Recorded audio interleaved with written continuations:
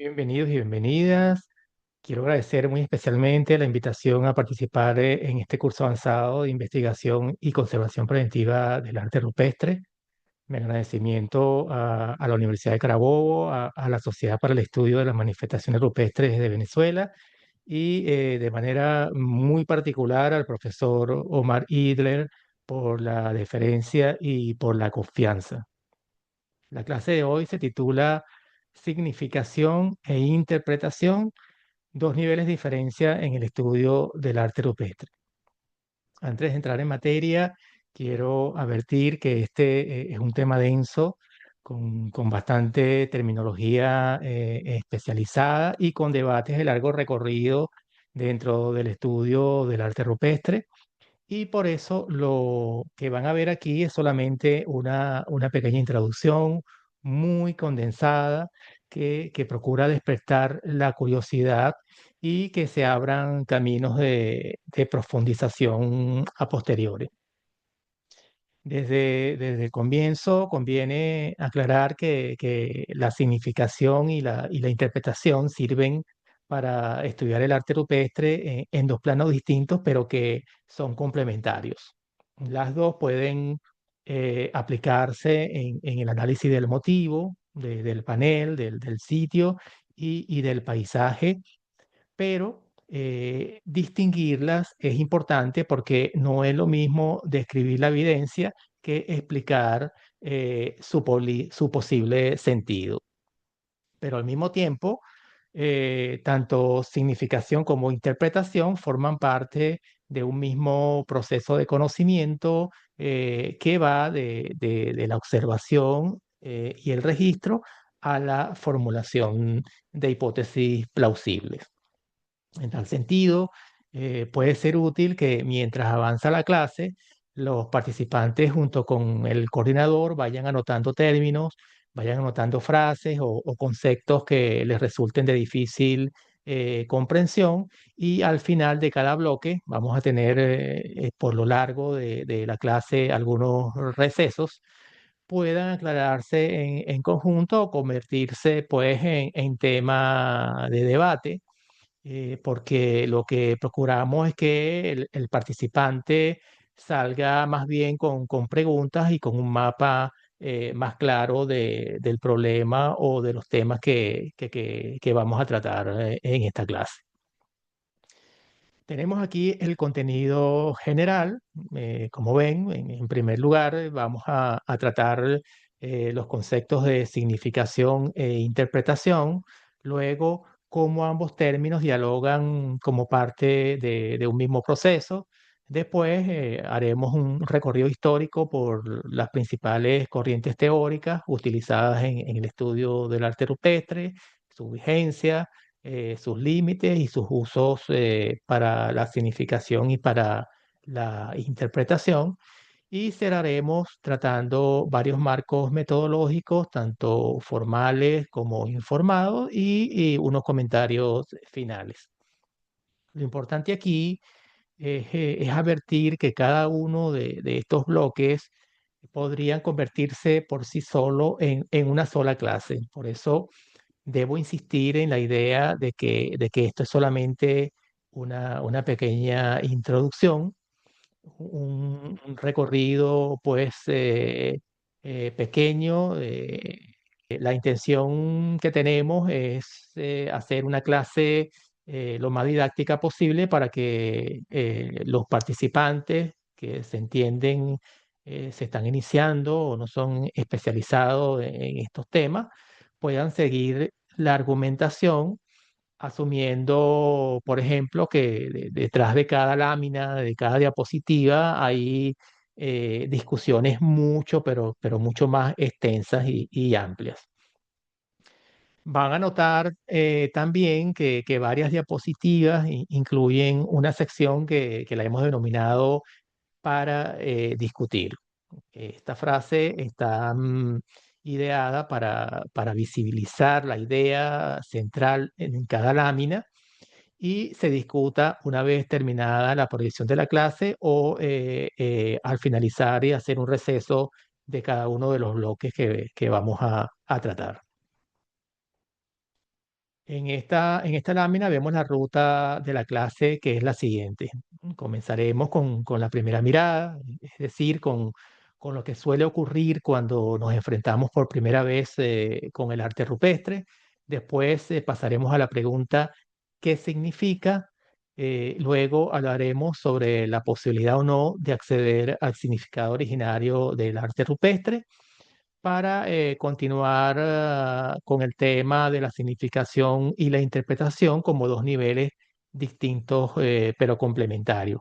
Y más adelante trataremos las corrientes teóricas y los marcos metodológicos que a través del tiempo han influido en el estudio del arte rupestre y con algunos comentarios de cierre y al final daremos unas referencias esenciales que pensamos sean importantes de que el estudiante pueda acceder a ellas, irlas leyendo e internalizando su contenido.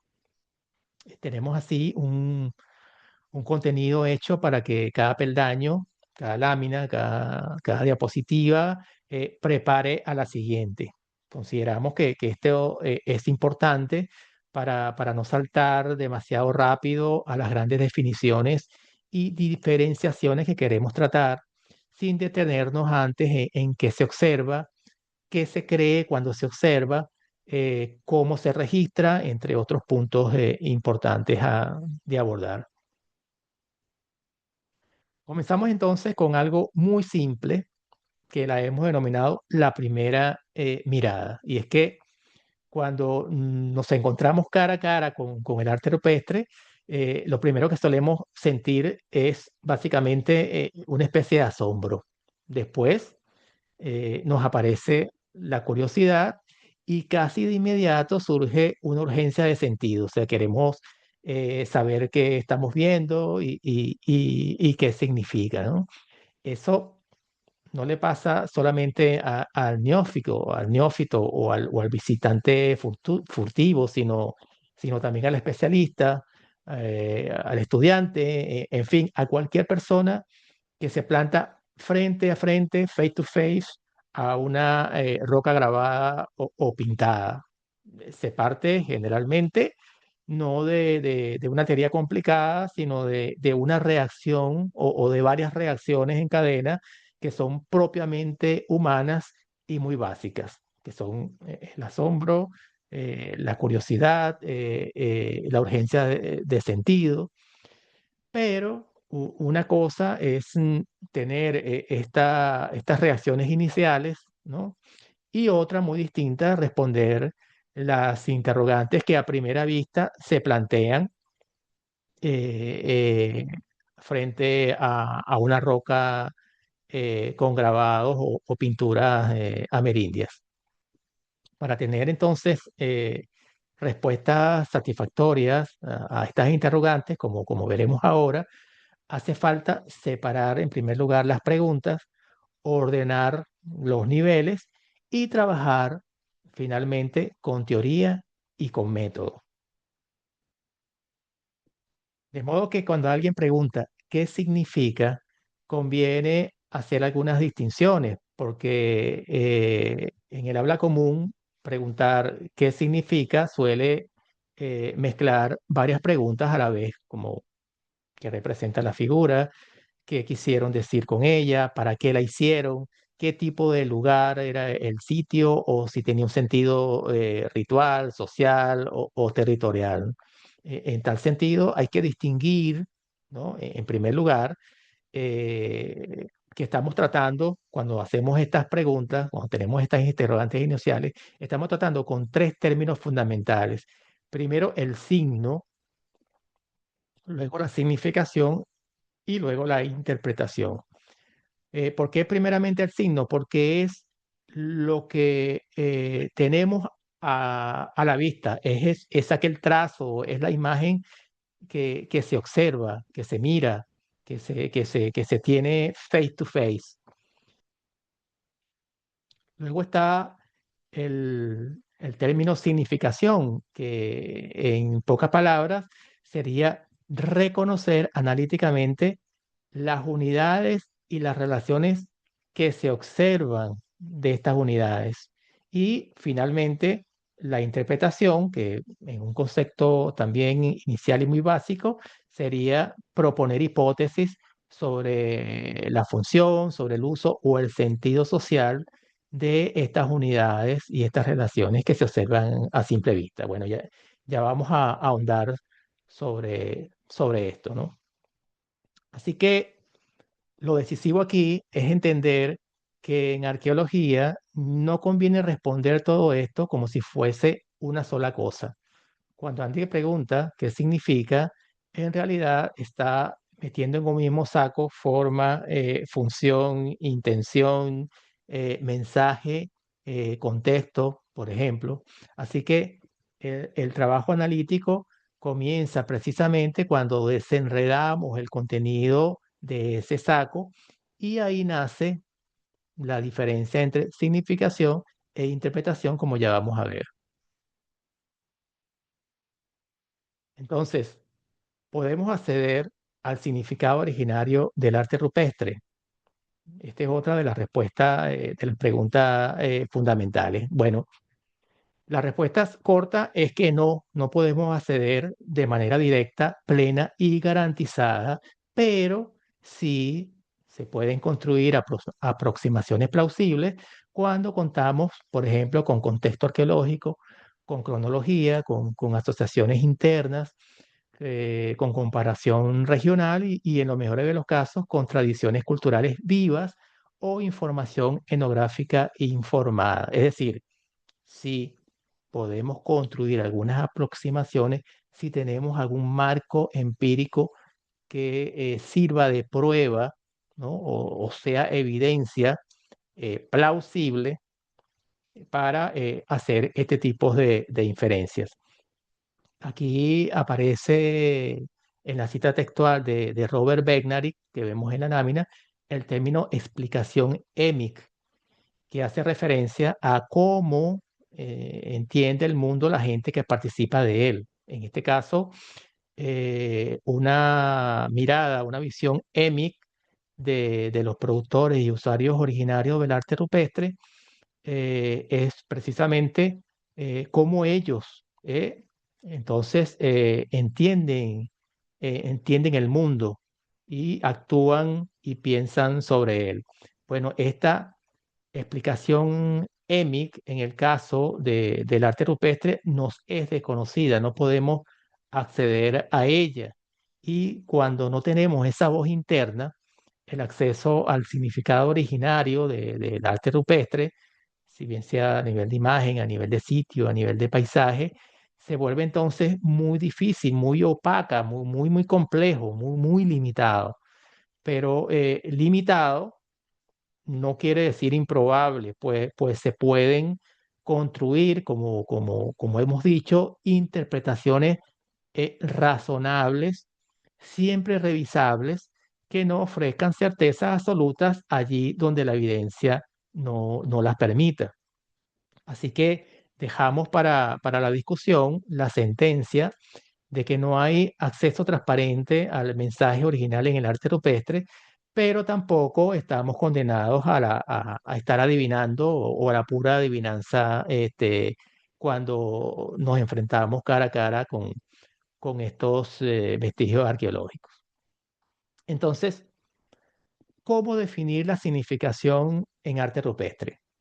Se puede definir como el nivel en el que intentamos reconocer y delimitar un contenido reconocible de unidades y relaciones en distintas escalas de observación, bien a nivel de motivo, de panel, de sitio y de paisaje. Eso se hace pues a partir del registro sistemático de rasgos formales, de asociaciones, emplazamiento y contexto, sin saltar todavía a emitir interpretaciones sobre funcionalidad, sobre uso, entre otros aspectos. Esto exige entonces cumplir con varias tareas, entre las que se destacan la distinción entre marca natural y marca antrópica en los soportes rocosos, el reconocimiento de motivos, de técnicas, de trazo, de asociaciones, la comparación de repertorios y la construcción de tipologías y relaciones internas, por ejemplo. Tenemos así que significar en términos sencillos, aclarar qué hay allí, qué es lo que tenemos, antes de lanzarnos a decir qué papel cumplía lo que tenemos, lo que hay allí. Es un trabajo entonces muy apoyado en la evidencia observable, en lo que se pueda medir, en la comparación y en la organización del registro. Para la discusión dejamos entonces lo siguiente. La forma no habla por sí misma, sino que se necesita sistema, comparación y convención. Por eso la significación es un nivel más descriptivo y más controlable, aunque nunca deja de ser revisable, pero, repetimos, la importancia de esto no es un nivel adivinatorio. Por ello, insistimos en un equívoco que conviene evitar. Significación no equivale a leer directamente la mente de los creadores rupestres ni a recuperar sin mediación las convenciones sociales originarias. Al contrario, la significación exige operaciones empíricas en distintas escalas, registrar, distinguir, ordenar y contextualizar. Registrar implica tomar datos sobre los trazos, las técnicas y el soporte, mientras que distinguir remite a reconocer unidad, panel y sitio. Ordenar se refiere a establecer asociaciones, composiciones, secuencias, y contextualizar nos lleva a caracterizar emplazamientos, relaciones y el paisaje, ¿vale? La fórmula práctica entonces sería esta. Primero aclaramos qué unidades y relaciones pueden reconocerse con base empírica. Luego discutimos qué pudo querer decir todo eso en términos sociales, rituales o cosmológicos. Si se invierte ese orden, corremos entonces el riesgo de interpretar demasiado rápido y demasiado libremente, ¿vale? Así que dejamos a discusión que significar no es recuperar el mensaje original, sino reconocer analíticamente qué unidades y relaciones pueden delimitarse antes de caer en la propia interpretación. Entonces, caemos de frente a la pregunta, ¿qué es la interpretación? La interpretación en arte rupestre la podemos definir como el momento en que la evidencia formal se traduce en hipótesis de sentido. Es decir, que ya no basta con reconocer un motivo, sino que ahora preguntamos cuál puede ser o cuál puede haber sido su función, su contexto de uso, su eficacia ritual, su papel político o su lugar en una cosmología, ¿no? De este modo surgen o se abren algunas preguntas relacionadas con la ritualidad, con la territorialidad, memoria social, con la experiencia sensorial o la experiencia cosmológica, por ejemplo. De modo que interpretar traduce la evidencia en inferencia plausible, no en verdades automáticas. Esto es importante de internalizar y tomar en cuenta siempre cuando vayamos a trabajar, pues, o vayamos a querer interpretar un sitio con arte rupestre o un panel o una imagen.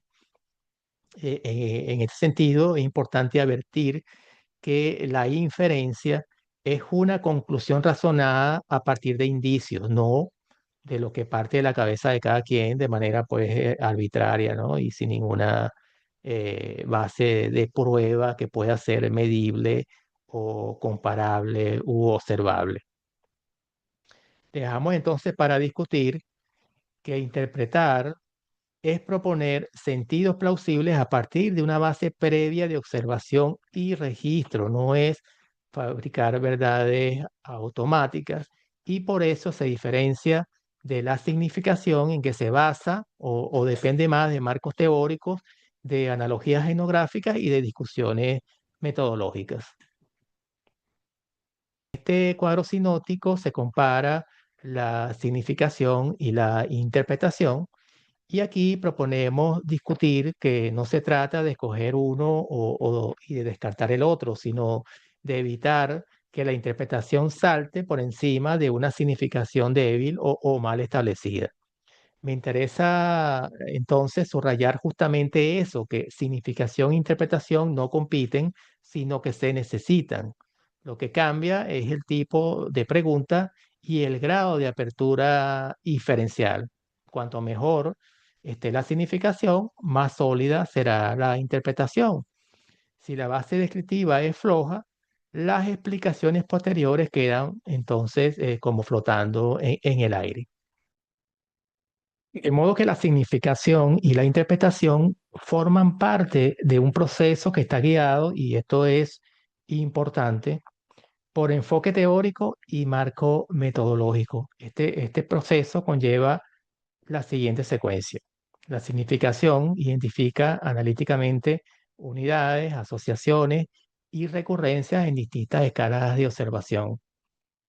Posteriormente, el marco teórico metodológico proporciona la mirada para explicar el fenómeno, además de las preguntas y los procedimientos. Luego, la interpretación formula las hipótesis plausibles a partir de datos, comparaciones y debate crítico. Y finalmente, la contrastación compara, discute y corrige, lo que permite poner a prueba lo que se está proponiendo. Lo importante entonces aquí que se debe tomar en cuenta es que la imbricación entre significación e interpretación está mediada por un marco teórico metodológico que direcciona el trabajo de investigación. Así que dejamos para discutir en clase. En arte rupestre, ni la significación ni la interpretación salen solas de la roca, ni con solo mirar las imágenes. Ambas dependen de cómo miramos, qué registramos, qué comparamos, con qué categorías trabajamos y qué tipo de inferencia consideramos válidas. Aquí en esta tabla se afina la diferencia entre significación e interpretación. Vemos que en la significación la naturaleza del trabajo es como hemos venido señalando, reconocer y delimitar analíticamente unidades y relaciones perceptibles. En la interpretación es proponer el sentido o el papel que esas unidades y relaciones pudieron cumplir. En cuanto al enfoque, la significación pregunta por trazo, motivo, técnica, sitio, paisaje, asociaciones visibles, mientras que la interpretación pregunta por función, uso, intención o eficacia social. Y en la estabilidad resulta que la significación es más controlable y comparable, ¿vale? Porque efectivamente se basa en evidencia palpable, medible, observable, mientras que la interpretación es más abierta y depende más del contexto, de la teoría y de la discusión crítica. Y aquí finalmente hay algo importante y es los actores claves, ¿no? Mientras en la significación actúa el registro arqueológico, la clasificación, la comparación entre motivos y sitios, en la interpretación interviene más la subjetividad del investigador o investigadora.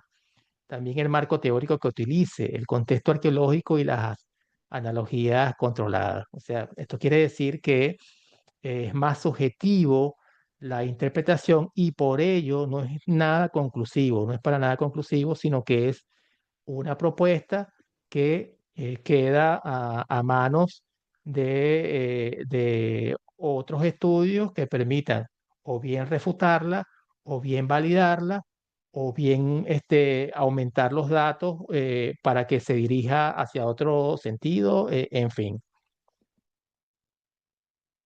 Y bueno, para la discusión en el aula, tomar en cuenta la siguiente aseveración. La significación ya no pregunta qué mensaje original contiene, sino qué unidades y relaciones reconocibles pueden identificarse empíricamente en distintas escalas de observación. Esto es un ajuste muy fino, pero que es muy importante porque evita un error muy extendido, que es la parte fundamental o central del que se basa esta clase, ¿no? El error es creer que reconocer una figura ya equivale a entender su sentido pleno, y esto es un error fatal porque reconocer un motivo, un diseño, una unidad gráfica, no es lo mismo que explicar su función social o su valor como cosmológico, por ejemplo. Son dos niveles vinculados, pero que no son idénticos. Y bien, llegados a este punto, ya tenemos medianamente una idea clara y central de la clase, que es que significación e interpretación no son lo mismo, pero tampoco funcionan por separado. La significación busca reconocer con base empírica unidades y relaciones perceptibles, y la interpretación propone hipótesis sobre su función, su sentido o el papel que pudieron cumplir tales unidades, tales relaciones dentro de un contexto social originario, territorial o cosmológico. Entre ambas no hay entonces un salto automático, sino hay un proceso de mediación, como advertimos, teórico y metodológica. Conviene entonces en este punto hacer una breve pausa, parar la grabación y discutir junto con el coordinador de la clase los aspectos más resaltantes tratados para luego pasar al siguiente bloque de la clase.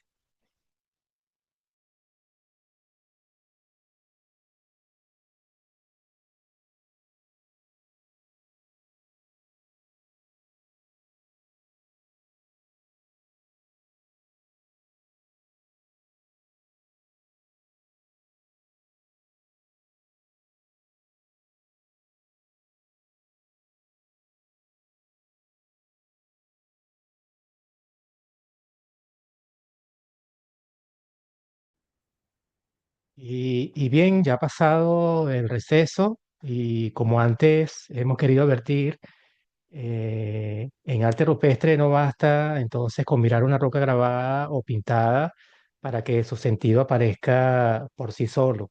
Hay que observar el fenómeno desde un punto de vista, hacer ciertas preguntas, privilegiar el acopio de ciertos datos y aplicar ciertos métodos. Todo eso está orientado por una manera de entender qué es el arte rupestre y cómo conviene estudiarlo. Bien. A eso se le llama entonces enfoque teórico. Un enfoque teórico es el conjunto de ideas, supuestos y preguntas que orienta nuestra mirada y nos dice qué considera relevante en una imagen, en un panel, en un sitio o en un paisaje. Algunos enfoques pondrán el acento en la forma, otros en la estructura interna del conjunto, otros en la experiencia ritual, otros, en cambio, en el emplazamiento, en la producción de sentido o en las relaciones entre humanos y inhumanos, entre otras posibilidades. Por eso, esta lámina marca un cambio importante en la clase, porque a partir de ahora vamos a ver cuáles han sido las principales corrientes teóricas que a lo largo del tiempo han guiado distintas maneras de articular tanto la significación como la interpretación en el estudio del arte rupestre. Así que hemos escogido lo que consideramos sean las principales corrientes teóricas a través del tiempo, comenzando en primer lugar con el enfoque conocido arte por el arte, que tuvo su vigencia aproximadamente entre 1860 y el 1900. Posteriormente está la magia simpática, ¿no? Entre 1900 y 1960. Luego el estructuralismo entre 1960 y el 80, aunque con un fuerte legado posterior. Está también el chamanismo desde 1980 hasta la actualidad, la arqueología del paisaje desde la década de 1990, la semiótica, que en el caso del arte rupestre sería la semiótica situada del arte rupestre, ¿no? Más o menos desde los años 70 hasta hoy, y terminaremos con el denominado giro ontológico, con impacto en el estudio directo del arte rupestre, sobre todo a partir de la década del 2010. Hay que señalar que cada corriente nace en un contexto intelectual distinto y privilegia preguntas diferentes en el estudio de la disciplina arqueológica en general y en particular para el arte rupestre. Hay que advertir también que estos enfoques teóricos no nacen directamente de las interrogantes o de las preguntas que han generado el arte rupestre, sino unas parten, por ejemplo, de la filosofía, otras de la antropología, de los estudios de semiótica, por ejemplo, y de allí han pasado a la disciplina arqueológica y luego, bueno, han habido estudios de investigadores que la han aplicado para el estudio del arte rupestre en particular. Así que unas se concentran, por ejemplo, en la imagen como forma, otras en su eficacia ritual, otras en su estructura interna y otras en sus relaciones con el paisaje, con la experiencia o con los mundos de existencia, ¿no? Así que vamos a ir tratando una por una, acotando de que no se tratan de todos los enfoques, de todas las corrientes teóricas que podemos pues utilizar como una mirada, como un lente para tratar lo que es la significación y la interpretación del arte rupestre. Llegamos entonces al primer enfoque teórico, el arte por el arte. Y su lógica central es que señala que este arte creador, estos vestigios arqueológicos, serían una actividad de ocio, gusto o de impulso estético. Es decir, que la imagen rupestre no tendría para esta corriente una función ritual o social compleja, sino que sería sobre todo expresión gráfica y placer visual fundamentalmente. Así que eh, la metodología dominante fue la observación formal y la comparación estilística dentro de un campo evolucionista decimonónico. Esto es importante de resaltar que este enfoque teórico deriva de las corrientes evolucionistas del siglo XIX, ¿no? Así que se trata de un contexto intelectual que tenía una idea bastante ingenua de lo que en su momento ellos mismos denominaron el hombre primitivo. Si queremos ubicar exponentes y fechas, esta corriente temprana, pionera, se asocia con autores de la segunda mitad del siglo XIX como Edward Lartet y Henry Christie entre 1865 y 1875, ambos de origen francés, y con Marcelino Sanz de Sautuola, el descubridor, entre comillas, de la cueva de Altamira, porque todos ya sabemos que fue su hija la que descubrió, ¿no? Los famosos bueyes, como la llamó ella, en 1880. Hay que decir pues que no todos decían exactamente lo mismo, pero que compartían un clima intelectual en el que la dimensión estética pesó mucho. Y bueno, esta corriente se ve sobre todo como un antecedente historiográfico útil para entender de dónde venimos, más que como una explicación suficiente del arte rupestre, razón por la cual generalmente ha sido ya descartada y desechada por los estudios actuales.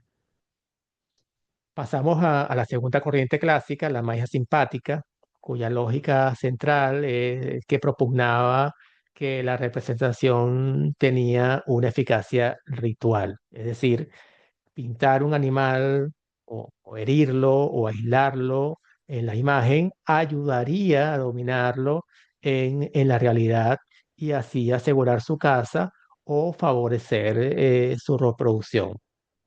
Quiere decir que la imagen sería una herramienta dentro de prácticas mágicas y la metodología dominante combinó analogía etnográfica, lectura funcionalista. Esto nos habla de que este enfoque parte pues de la corriente del funcionalismo de principios del siglo XX y que dominó buena parte de esa primera, digamos, cuarto de siglo. Y se prestaba en esta metodología muchísima atención a animales heridos, por ejemplo, a interpretar escenas de caza y vínculos entre la imagen y la eficacia ritual. En términos historiográficos, esta corriente fue muy influyente entre comienzos y mediados del siglo XX y tenemos nombres que habría que citar como Salomón Reinas, con formulaciones desde 1903 y particularmente el abate Briul, Henry Briul, cuya obra madura se proyecta sobre todo entre la década de 1920 y 1950. La idea de este enfoque, hay que decirlo, es muy potente porque en su tiempo pues vinculó la imagen y la acción ritual, cosa que el primer enfoque, arte por el arte, había pues desechado. Pero como veremos aquí, como vamos a ver en esta siguiente lámina, también tendió a generalizar demasiado. Vemos aquí cómo funciona entonces la lógica de la magia simpática. Primero se pinta o graba la imagen, luego la imagen entra en una acción ceremonial a través del rito y finalmente hay un efecto esperado como lo es, por ejemplo, el éxito de caza o el éxito de la fertilidad. Este esquema tuvo su vigencia casi total pues entre 1900 y 1960, teniendo su fortaleza en proponer una relación clara entre la imagen y la práctica social, cosa que, como vimos, no lo había dentro de la corriente arte por el arte, pero comenzaría a tener sus críticas al generalizar demasiado y no explicar toda la variedad iconográfica del repertorio rupestre. Pero con todo, esta corriente ayudó a pensar que las imágenes no eran simple decoración, sino parte de prácticas con eficacia simbólica. El problema es que terminó funcionando muchas veces como una llave universal y en arte rupestre esto no funciona, o sea, nunca hay una llave universal y por eso hoy se conserva esta corriente más como una referencia didáctica y como un hito en la historia de la disciplina. Y bueno, la siguiente corriente clásica es el estructuralismo, cuya lógica nos dice que las imágenes no se entienden una por una de manera aislada, sino como parte de una composición organizada. Y bueno, la cueva, en este caso, recordemos que estamos hablando de contextos europeos, funciona como un sistema, ¿no? Y en ese sentido importan las asociaciones, las oposiciones y la distribución espacial de los motivos dentro de los paneles. Así que su objetivo fue pues reconstruir el código que se pensaba, ¿no? Existía la lógica, ¿no? Dentro de los paneles, la organización interna del conjunto antes de formular sentidos más amplios. Así que su metodología incluía la determinación de tipologías, la distribución espacial, las oposiciones binarias, esto es muy importante, ya lo vamos a tratar, las asociaciones recurrentes y una lectura del panel como un sistema de relaciones. Aquí eh, los exponentes principales fueron los franceses Saint-Lémin-Imbert y André Leroi-Gourhan, que fue un discípulo de Claude Lévi-Strauss, ¿no? El que vemos en la lámina. Y bueno, esta corriente, hay que mencionarlo, pues cambió de forma muy decisiva el estudio del arte rupestre porque obligó a mirar el conjunto y no solamente la figura aislada. Aquí fue muy importante lo de las oposiciones binarias que ya hemos mencionado, es decir, esa búsqueda de los pares contrastivos que organizan, o se pensaba, pues, organizaban la lectura del sistema, como esto de macho-hembra, cielo-tierra, arriba-abajo, etcétera, ¿no? Así que el gran aporte del estructuralismo fue entonces poner sobre el tapete que un panel puede tener una gramática interna. A partir de aquí pasamos entonces a abordar los enfoques teóricos que tienen plena vigencia en la actualidad, ¿no? Sin olvidar que el estructuralismo de algún modo pues ha influido en estas próximas corrientes que vamos a ver, ¿no?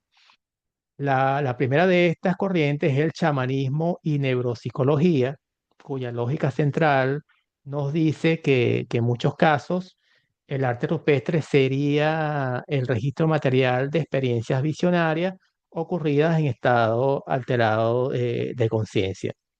En este sentido, los signos geométricos, por ejemplo, se vincularían con fenómenos entópticos, ya vamos a ver a qué se refiere este término, y las figuras animales o híbridas, que en muchos casos las hemos visto en nuestra realidad carabobeña, ¿no? Estas figuras híbridas, se relacionarían entonces con el tránsito al mundo espiritual, ¿no? En este sentido, la metodología dominante combinaba o combina analogía etnográfica, neuropsicología de estados alterados, fenomenología de la cueva y lectura de signos entópticos. Como nombres fundamentales de esta corriente tenemos a David Lewis Williams y Thomas Dawson en los primeros inicios, desde 1989. Luego se habría incorporado Jean-Claude, ¿verdad? A partir de los años 90. Y bueno, la palabra antóptico, ¿no?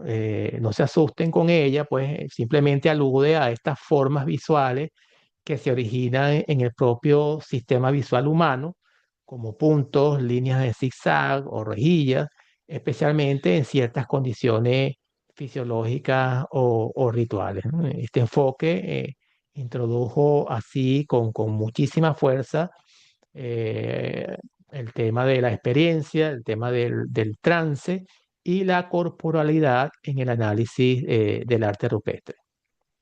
Y en esta lámina vamos a distinguir lo más valioso, lo más discutido y hacer un balance de este enfoque, ¿no? El chamanismo y neuropsicología.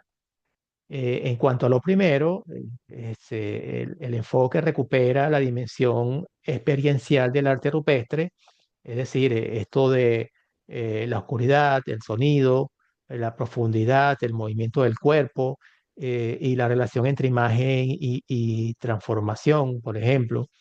Lo más discutido, vemos pues que muchos autores han planteado pues que no todas las tradiciones rupestres encajan del mismo modo en un modelo de trance y que la analogía etnográfica debe usarse con prudencia y no como llave universal, porque como vemos los datos que podemos obtener de grupos amerindios actuales, no podemos llevarlo de manera directa a contextos históricos de 5.000, de 8.000, ¿no?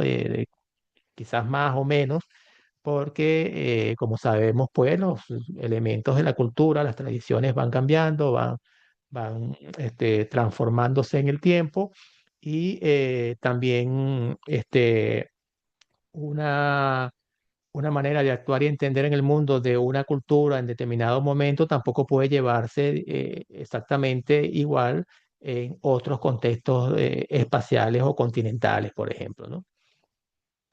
Esto, pues, en otras palabras, se abrió, no obstante, un campo muy fértil, sobre todo para pensar experiencias rituales intensas y relaciones entre cuerpo, entre el lugar y la imagen, pero también recibió crítica cuando quiso abarcar demasiado.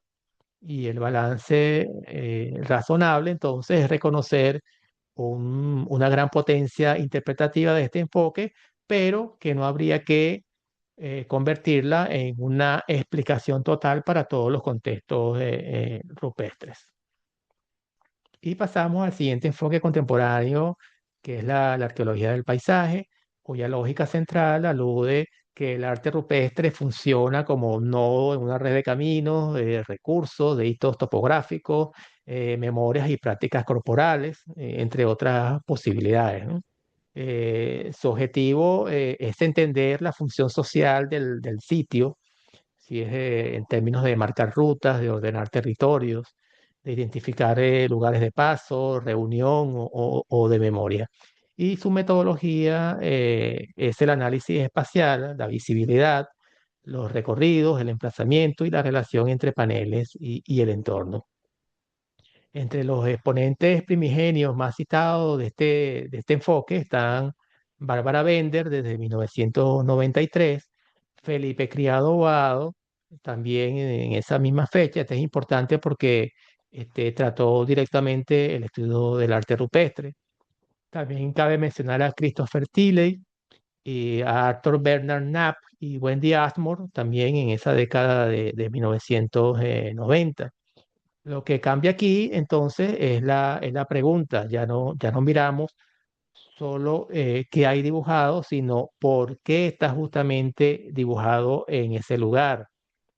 Así que el lugar deja de ser fondo y se convierte en parte activa de la explicación. Veamos así cómo funciona el enfoque de la arqueología del paisaje en la significación y la interpretación. En primer lugar, en la significación registra emplazamiento, acceso, visibilidad, soporte y relaciones espaciales entre panel, sitio y entorno. En la interpretación infiere territorialidad, circulación, memoria, reunión o marcación del lugar a partir de los vínculos espaciales. En cuanto a la metodología, se organiza el paso de describir el emplazamiento a inferir su función social. Y en el trabajo de campo se hace prospección del entorno, registro de accesos, topografía y recursos. Y en el trabajo de gabinete o de laboratorio se trabaja con cartografía, con sistemas de información geográfica, análisis de visibilidad, comparación entre sitios y modelado de recorridos. De modo que con este enfoque la significación se amplía porque ya no solo se describe motivos, sino que se describe relaciones espaciales observables y a partir de allí puede proponerse, bueno, una interpretación social de los lugares. Es una corriente que trabaja muy bien la transición entre la descripción del emplazamiento y la inferencia sobre su función, es decir, lo que se mueve bien, que se mueve bien entre la significación y la interpretación. El tercer enfoque contemporáneo es la semiótica del arte rupestre y su lógica plantea que éste puede analizarse como una unidad semiótica situada, es decir, imagen, soporte y emplazamiento participan conjuntamente en la producción de sentido. Así que el objetivo de este enfoque es reconstruir la significación de formas, soportes, asociaciones y lugares y formular interpretantes plausibles sin aislar la imagen de su soporte y de su entorno. Su metodología dominante incluye clasificación de unidades gráficas, análisis de asociaciones y recurrencias a distintas escalas, ¿no? A nivel de las imágenes, del soporte, del sitio y del paisaje, así como comparación contextual y lectura semiótica de relaciones icónicas, indiciales y simbólicas, de acuerdo con la teoría general del signo planteada por Charles Peirce entre fines del siglo XIX y comienzos del siglo XX. Entonces, como pioneros de la semiótica de Peirce, llevada al campo específico del arte rupestre, pueden mencionarse a Ana María Llamazares en 1986 y más recientemente a Andrés Martel desde 2015.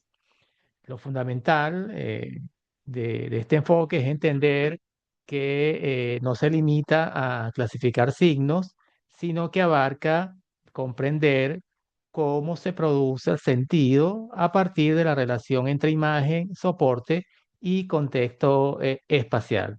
El paso a paso de este enfoque permite en un primer momento reconocer unidades gráficas, asociaciones, soportes y relaciones espaciales dentro del repertorio de motivos de un sitio, pero el signo no se reconoce solo como forma observable, sino como imagen situada dentro de un panel, de un sitio y un paisaje. En el segundo paso, la interpretación permite formular interpretantes plausibles sobre función, mediación social, memoria o cosmología, articulando ícono, índice y símbolo sin cerrar de manera dogmática el sentido. Y aquí es importante aludir la palabra interpretante, tomada de la semiótica de Charles Peirce y definida como el sentido posible que construimos a partir de la relación entre la evidencia y el contexto. En cuanto al trabajo de campo, exige registrar no solo los motivos, sino también su soporte y el emplazamiento. En trabajo de gabinete, de laboratorio, permite entonces realizar dibujos digitales de los motivos, construyendo tablas para comparar repertorios a nivel intra o intersitio, entre otras posibilidades. Esta corriente es muy útil porque obliga a no separar tajantemente significación e interpretación. Y de aquí conviene discutir que parte de la significación, pero tiende un puente sólido hacia la interpretación, es decir, hacia la construcción de sentido. Pasamos ahora al enfoque denominado giro ontológico, cuya lógica supone que la roca no es un soporte neutro y que la imagen no es solo copia de algo ausente, sino que puede ser presencia activa, extensión del ser o membrana entre mundos. Su objetivo es replantear qué es una imagen rupestre y cómo interactúa con cuerpos, pero también con piedras, con seres, mundos de existencia y en líneas generales con el entorno, que se entiende en su totalidad lleno de entes con agencia.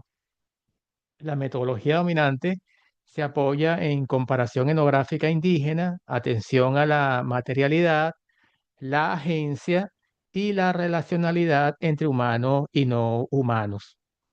Llevado este caso al ejemplo venezolano, varios investigadores como Anderson Jaime, con Camilo Morón, Liliana Abate y también quien les habla, hemos trabajado haciendo etnografía en comunidades con arte rupestre actuales, trabajando en este caso con imaginarios populares, con el auxilio de conceptos como la antropofanía, lógica campesina, catolicismo popular, que de algún modo se relacionan con este enfoque del giro ontológico. La palabra ontología Aquí, en este caso, alude a las maneras de concebir qué existe y cómo existe. Este enfoque entonces pregunta menos por lo que la imagen representa y más por lo que la imagen es y hace en un mundo considerado relacional. El enfoque del giro ontológico permite actuar sobre la significación, pues precisa que se registren entidades visibles y relaciones reconocibles entre rocas, superficies, senderos, cuerpos y entorno. Entonces, esto quiere decir que no se parte de objetos mudos, sino de una red empíricamente observable de posibles vínculos. En la interpretación también actúa, pues permite preguntar qué tipo de mundo se activa allí, agentes no humanos, presencias, territorialidades y memorias encarnadas. La metodología tiende a organizar el paso de describir a inferir y en campo se hace prospección del entorno, relaciones topográficas y lecturas del soporte en situación, es decir, se observa la roca como está en el lugar.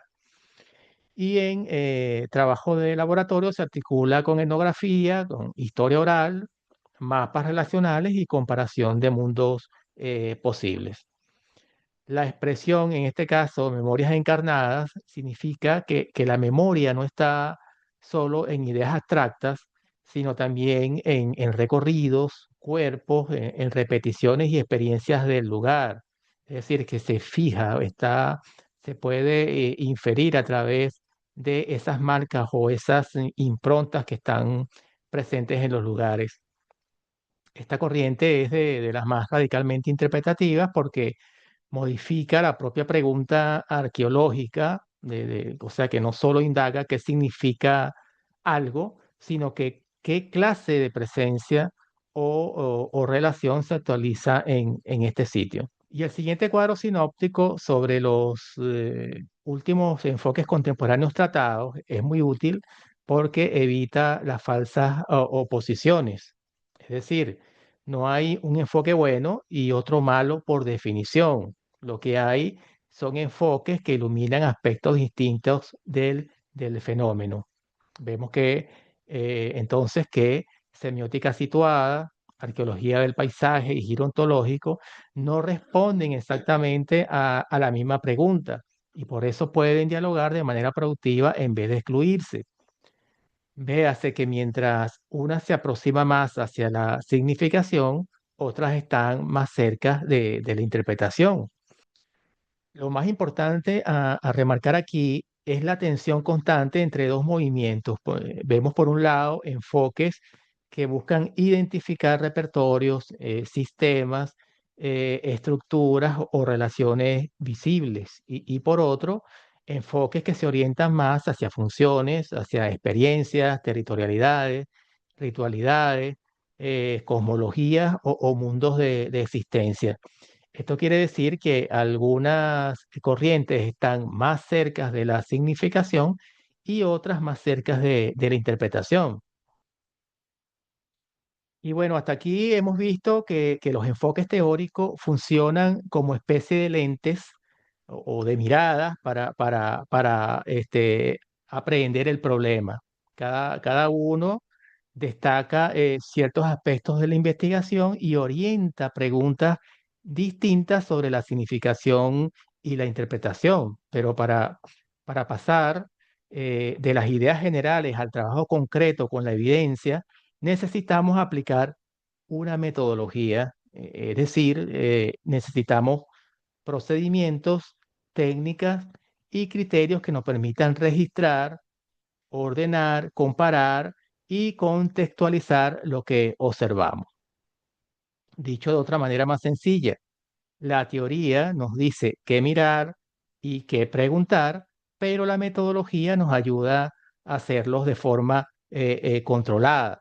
Por eso vamos ahora a conversar sobre algunos marcos metodológicos aplicados en el estudio del arte rupestre, no para abandonar la teoría, sino para ver cómo esa mediación teórico-metodológica se traduce en operaciones concretas de análisis. Y bien, Hasta aquí llega este segundo bloque de la clase. Vamos a ir a un receso para adentrarnos de llenos a este tercer bloque, donde trataremos el marco metodológico.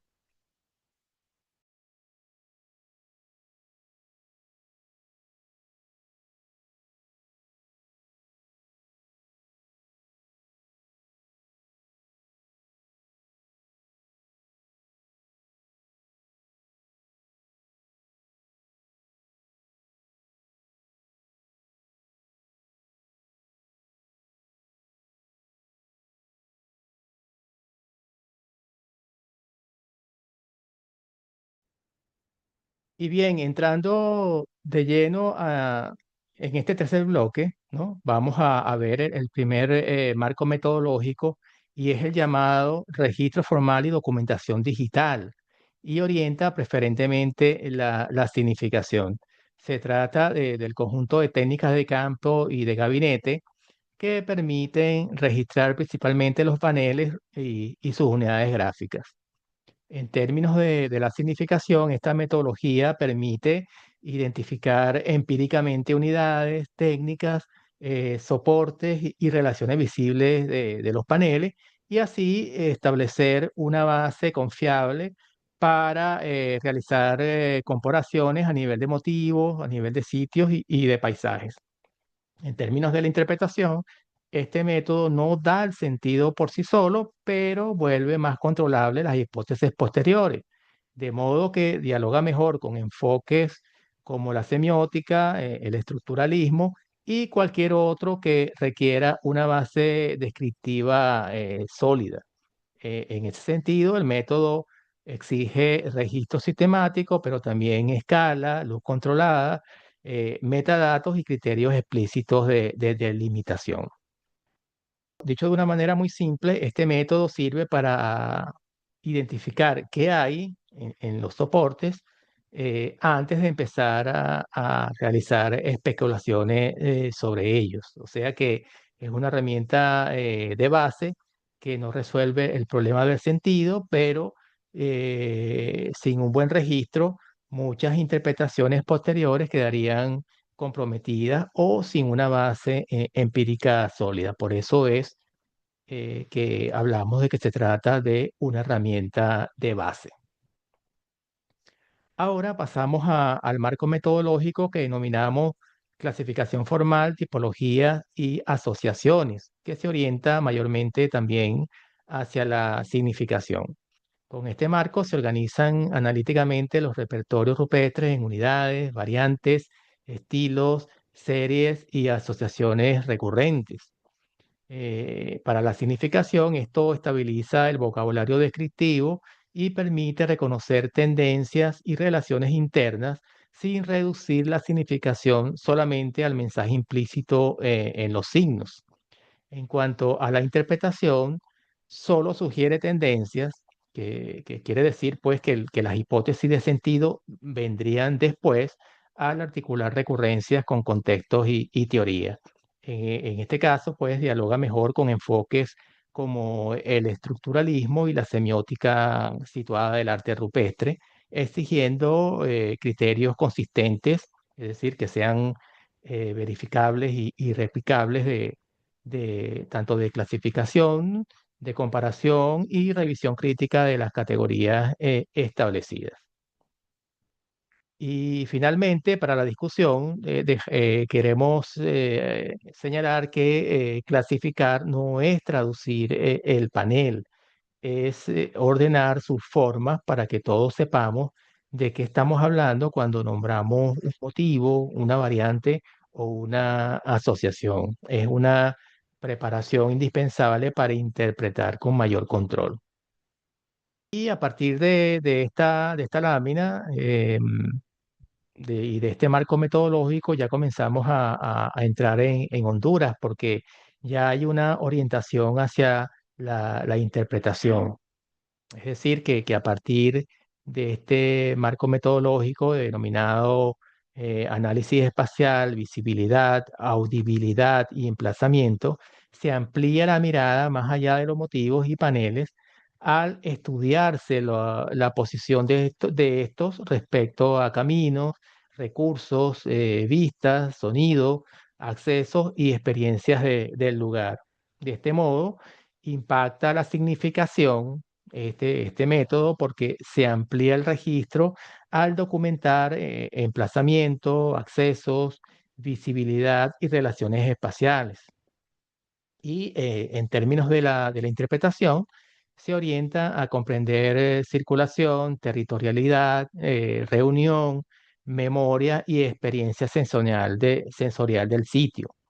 En este sentido, dialoga mejor con la arqueología del paisaje, con la semiótica del arte rupestre y con otros enfoques como la fenomenología y los estudios territoriales del arte rupestre que no se trataron aquí, no lo vamos a tratar por razones de tiempo. Y en este marco se precisan la realización de cartografías, de observación in situ y comparación entre varios emplazamientos, entre otros aspectos. Aquí la palabra emplazamiento es crucial porque no significa solo ubicación geográfica, sino la relación concreta del panel con su entorno. Incluso la audibilidad puede importar porque un lugar también se experimenta por cómo suena o cómo resuena, reverbera o se recorre. Es una metodología especialmente potente para pasar del sitio a su posible función social.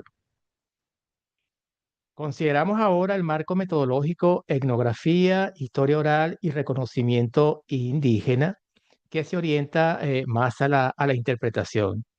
Y se trata de la incorporación de relatos, de categorías locales, de memorias del lugar y saberes indígenas en el análisis del arte rupestre. Esto en la significación puede ayudar, por ejemplo, a reconocer lugares, prácticas y continuidades de sentido sin sustituir la base descriptiva y el registro formal. Y en cuanto a la interpretación, aporta marcos GEMIC para pensar presencia, agencia, territorialidad y relaciones entre humanos y no humanos. De este modo, dialoga mucho mejor con enfoques como el giro antológico, la arqueología del paisaje y con otros enfoques como las arqueologías comunitarias y enfoques decoloniales. Eh, este marco exige trabajo colaborativo, pero también ética, consentimiento y reconocimiento de autoridad interpretativa local.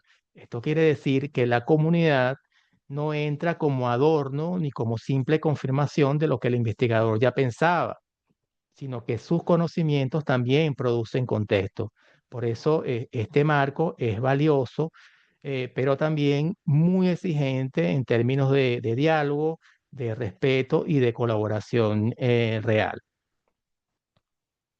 Pasamos al marco metodológico analogía etnográfica que se orienta más a la interpretación, tratándose del uso comparativo y explícito de datos etnográficos, etnohistóricos y orales para abrir, para acotar o discutir hipótesis sobre imágenes, lugares y prácticas rupestres. En este caso, en la significación no se recupera el mensaje original, pero ayuda a acotar asociaciones, repertorios y contextos de uso desde el registro y la comparación crítica. En la interpretación es donde más fuerza tiene porque permite formular hipótesis sobre ritualidad, memoria, agencia, paisaje, cosmología o uso social del sitio. Pero aquí hay algo muy importante a tomar en cuenta. Siempre como inferencias revisables, es decir, que no hay una interpretación teleológica que sea definitiva. En ese sentido, dialoga mejor con enfoques como el chamanismo, el giro ontológico, enfoques simbólicos y con métodos informados, y exige precisión en cuanto a la pertinencia comparativa, esto es muy importante, explicación de los límites y no confundir, esto también es vital en el uso de la analogía etnográfica, no confundir analogía con prueba irrefutable, ¿no? Es lo que estamos hablando anteriormente. Así que la frase para discutir aquí sería esta. La analogía no reemplaza la lectura arqueológica, sino que la prolonga y sirve para pensar mejor, no para cerrar el problema de una vez. Si se usa sin cautela, puede convertirse simplemente en un atajo, pero si se usa bien, abre hipótesis muy fértiles. Entramos al marco metodológico especializado denominado arqueoastronomía, orientada también hacia la interpretación. Con este marco se estudian, por ejemplo, las relaciones entre panel y su orientación, el horizonte, la luz, sombra y fenómenos celestes observables, pero no es una lectura automática de los motivos. En este caso, ¿qué hace en la significación? Bueno, solo aporta cuando permite reconocer relaciones observables, es decir, relaciones que pueden ser medibles, que pueden ser comprobables entre el panel, la orientación de los mismos, del horizonte, las sombras, la recurrencia espacial o temporal sin inferir una lectura astral por mera semejanza formal, que es lo que a veces mucho sucede en algunas interpretaciones audaces por demás. En la interpretación ayuda entonces a pensar temporalidad, calendario ritual, marcación estacional, memoria del cielo, uso del emplazamiento y relación entre sitio y observación. Por ello, dialoga sobre todo con la arqueología del paisaje y con algo que se denomina Skyscape Archaeology, traducido como algo así como arqueología del paisaje celeste, que es una orientación dentro de la arqueología y la arqueoastronomía que estudia cómo el cielo forma parte del paisaje cultural y de la experiencia social de un lugar, en vez de limitarse a buscar alineamientos entre estructuras y astros. Y bueno, exige, por tanto, medición precisa, repeticiones de patrones, pero también contexto arqueológico y evidencia convergentes. Aquí hay que ser especialmente prudentes y la frase a discutir sería el giro de la pregunta. Ese motivo sería el Sol, por ejemplo, a qué evidencia vincula este panel con fenómenos celestes observables y recurrentes. Esto quiere decir que habría que discutir que una figura parezca un sol o una estrella no bastaría para afirmar una lectura astronómica. Este método es serio cuando puede vincular empíricamente el panel con fenómenos celestes observables y recurrentes, porque si no, la semejanza visual se vuelve una certeza indebida. Ahora entramos al marco metodológico, superposiciones, secuencias y cronología, el cual se orienta tanto para la significación como para la interpretación. Y se trata de la lectura de relaciones temporales entre trazos, capas, regrabados y episodios de discusión en los paneles. Esto, en términos de la significación, ayuda a distinguir fases, conjuntos y relaciones temporales, evitando reconocer como unidad coherente lo que pertenece a momentos distintos.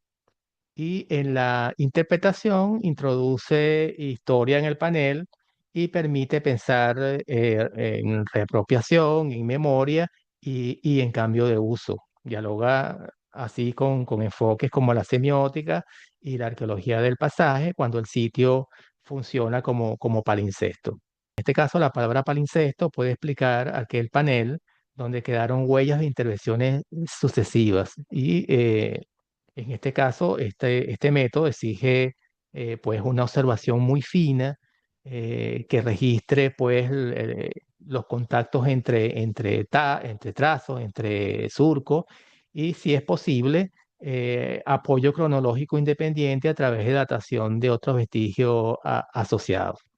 y para la discusión. Esta metodología nos recuerda que un panel no siempre es una sola escena o un solo momento.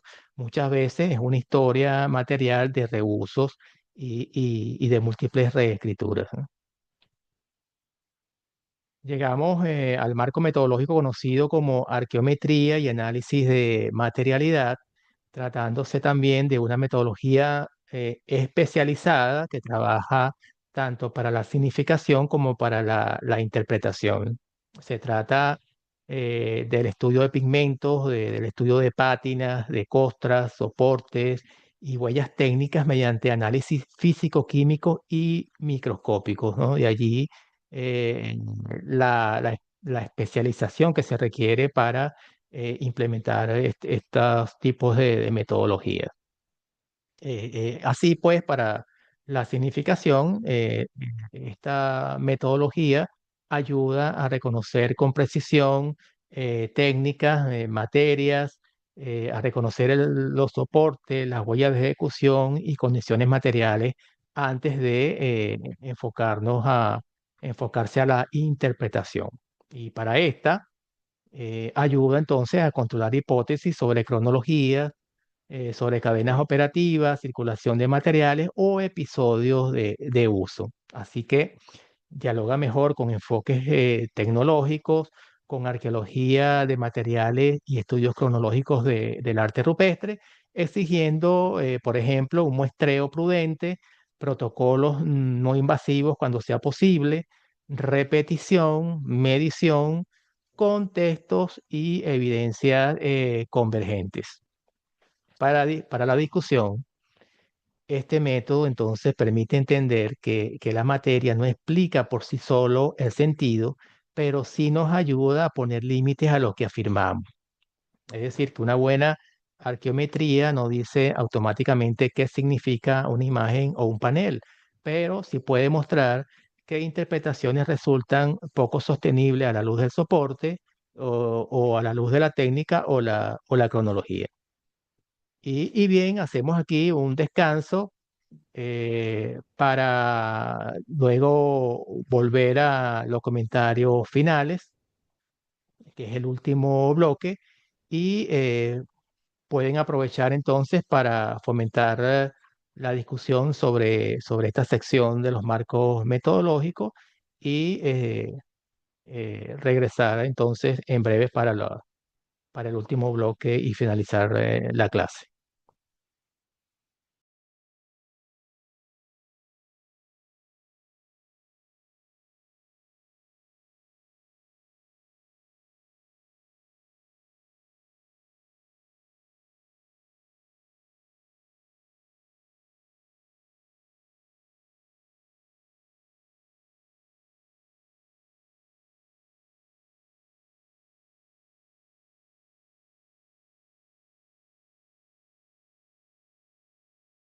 Y bien, finalizado el descanso y la discusión sobre el bloque anterior, ya estamos en condiciones de cerrar la clase con una idea de conjunto.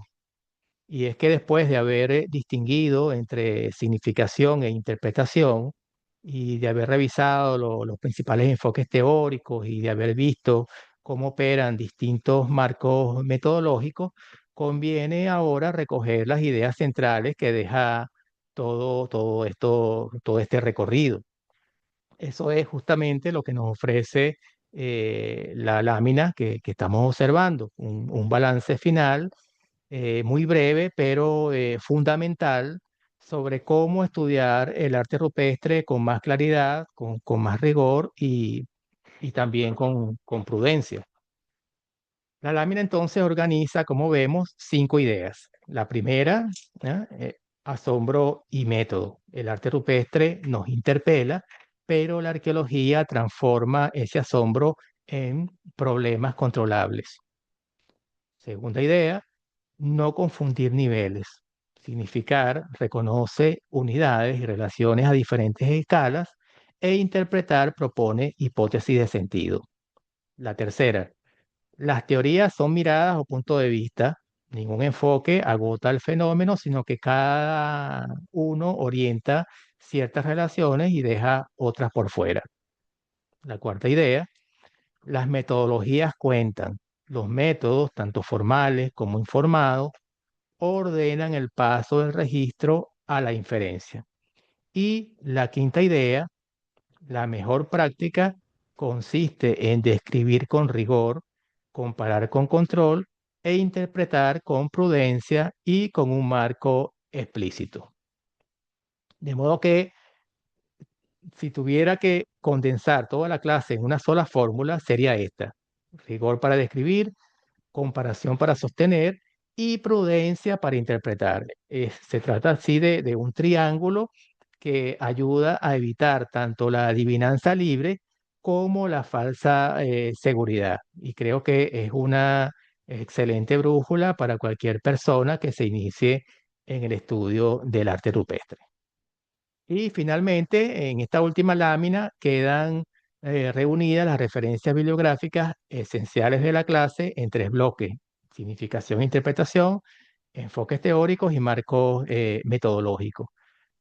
La recomendación es que puedan obtener este material y vayan poco a poco internalizándolo.